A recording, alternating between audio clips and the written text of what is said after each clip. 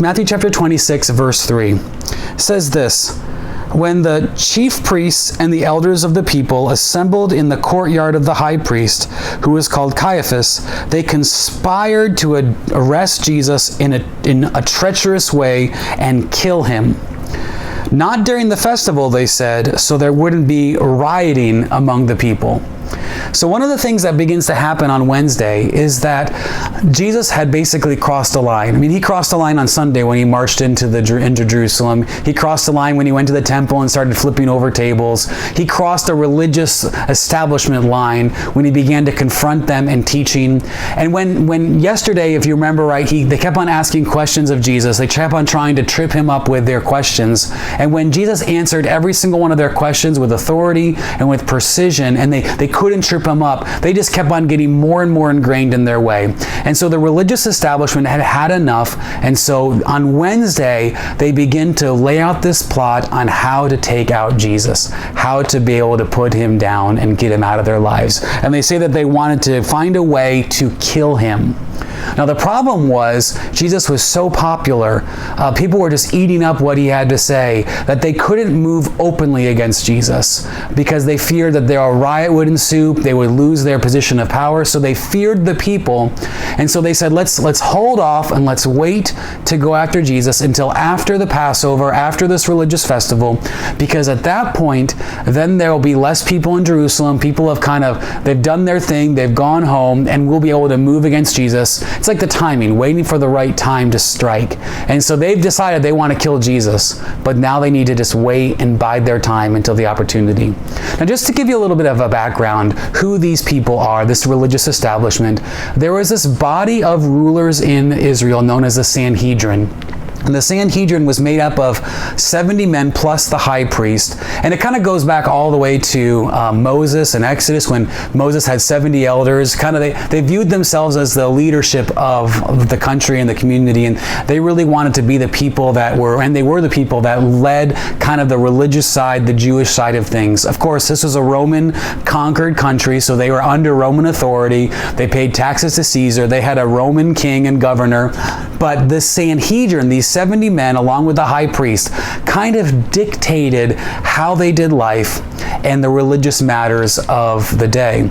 And so when Jesus came in, he regularly challenged them. He regularly challenged to a lot of the things that they held to. And one of the big ways he challenged them, particularly for the Pharisees, is that Jesus challenged them along what's known as their oral tradition. There was this thing called the oral tradition where these Sadducees, and particularly these Pharisees, had come up with all these traditions to ways to help interpret the Old Testament and the law and how to live it out. And in fact, over time, you had the law of God, Genesis through Deuteronomy, the laws and legal requirements, the 600 commands that are in the law. And then you had all these oral traditions that were established to how to live that law out. And of course, that's not necessarily a bad thing to try to understand how we live out Scripture. But over time, what happened was, as you had the oral law began to get put to a place of higher prominence than the actual law of God. And so the heart for these worshipers drifted away from the heart of God. It became about rules and regulations and their traditions, not about God. And so Jesus regularly tried to recalibrate people's hearts to the heart of God. One way was he healed often on the Sabbath. You have several stories about how Jesus healed on the Sabbath. And during the Sabbath, he would heal people, and the Pharisees would just get all mad because he did work on the Sabbath.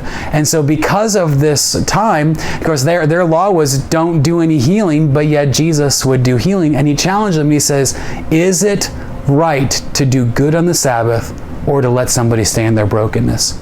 And so all along, he just kept on pointing in and poking at their leadership. And so there actually were several points of fear that the Sanhedrin had against Jesus. They were deeply afraid of Jesus for so many levels. One was that their power base was being attacked. Jesus was going against everything that they believed to, held to, and saw as their kind of way to rule over the people. Their outward perfection in this religious law was the way they saw their value. And so Jesus attacked that. So they were fearful of their power. Another way they were fearful is they were fearful of God himself. There was an oral tradition that they had made that said that as long as there was blasphemy in the land, the Messiah would not come. God would not look favorably on his people. And so as long as they were blasphemers and wrongdoing and people who were kind of outside of God's plan, God would not come. The Messiah would not come. And so here you have Jesus claiming to be God, speaking against the law. And so what they saw Jesus was as an attack and a fear that God was not going to move, God was not going to bless, because they were allowing this blasphemer, as they saw Jesus, to speak against them. And so for them, this was a fear of God as well. It was misplaced fear of God because this was God's son, but there was a God fear. Another fear for the Sanhedrin was the fear of Rome. If Jesus was claiming to be king, if Jesus would stir up the people to rebel, then Rome would come in and wipe them out. In fact, they had and they would again. When there was rebellion, Rome stepped in and took them down. And so they were afraid that Jesus would stir up people toward a revolt. Things would get out of hand. And so the religious tension was there that if they didn't control the people, then Rome would come in and take away their control and wipe them down. And the last fear they had was the fear of the people. They knew that they wanted to kill Jesus, but they were afraid of the general body of the population because they were afraid of what they would do if they openly moved against Jesus. So you had all these fears stirring in the background that led toward this plot that began to develop on Wednesday to take Jesus out. And we'll fully see that plot played out on Friday, early Friday morning, late Thursday, as they arrest Jesus in the garden. After Passover, they come and arrest Jesus. But something else happened on Wednesday that's, I think, inspiring to us. It's a scene between Jesus and what scholars believe, and most scholars agree, is Mary Magdalene. You have Mary and you have Martha and you have Lazarus, this family, two sisters and their brother. Lazarus, of course, had died and Jesus rose him from the grave in John chapter 11. But here, as the passage continues, we see Mary anoint Jesus with this expensive alabaster jar. And it really becomes a symbolic act of how Jesus was going to be anointed for burial. So we'll go back to Matthew chapter 26 and look at verse 6. It says this: When Jesus was in Bethany at the house of Simon the leper, a woman who approached him with an alabaster jar of very expensive perfume, she poured it on his head as he was reclining on the table. And when the disciples saw it, they were indignant. "Why this waste?" they asked. "This could have been sold for a great deal and given to the poor." Aware of this, Jesus said to them, "Why are you bothering this woman? She has done a noble thing for me. You will always have the poor with you, but you do not always have me. By pouring this perfume on my body, she was preparing me for burial. Truly I tell you, wherever this gospel is proclaimed in the whole world, what she has done will be told in memory of her." See, this alabaster jar was not some cheap perfume. This kind of jar of nard was actually probably the very most valuable possession that Mary had. It was probably worth a year's worth of wages. So your entire year's salary, think about that, is what this jar would have been. So super expensive, and you used it so sparsely just to kind of purify and nice smells and that sort of things because it was so expensive. So the most valuable thing that Mary owns, she comes and pours on Jesus' head. And you don't get the idea that she was holding back. Like she broke and dumped the whole jar out on Jesus' head. And that's why the disciples are so mad. They're like, this would have funded people, hungry kids and starving widows. Like this could have been used for good ministry purposes. And of course, there are often people that'll look at the numbers and things like that. But Mary was moved by God with this extraordinary stir in her soul to anoint Jesus. And this pictured what was going to happen to Jesus. It was like a pre-burial anointing. It was a picture that he would die, and just as bodies are getting ready to be laid in the ground, they're often anointed with these kind of spices and scents.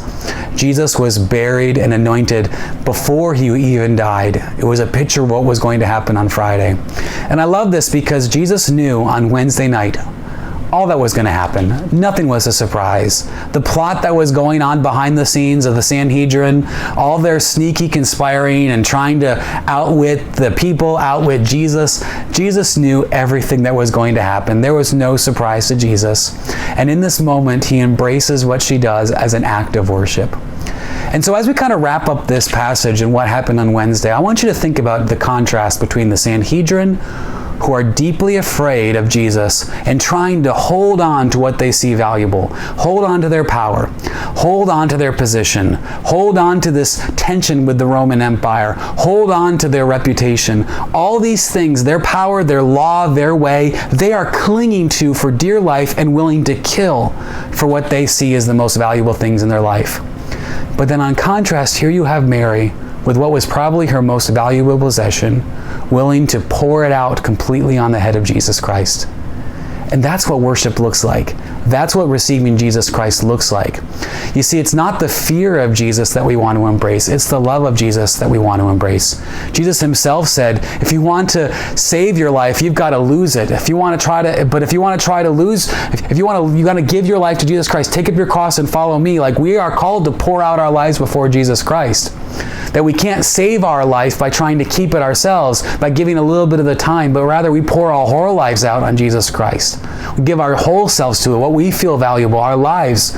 Romans 12 says that we are to give God as a living sacrifice. We are a living sacrifice, to present our bodies as this living sacrifice before God.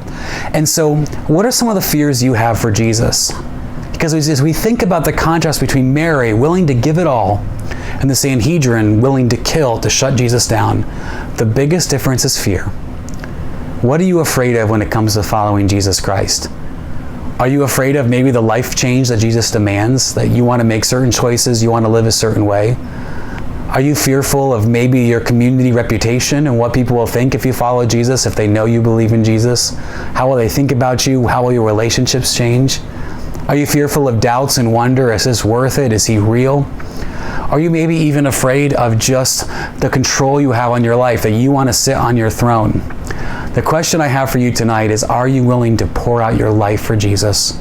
Or are you going to run in fear from him and do whatever you can to keep him quiet in your heart? I want to encourage you to dive into Jesus Christ.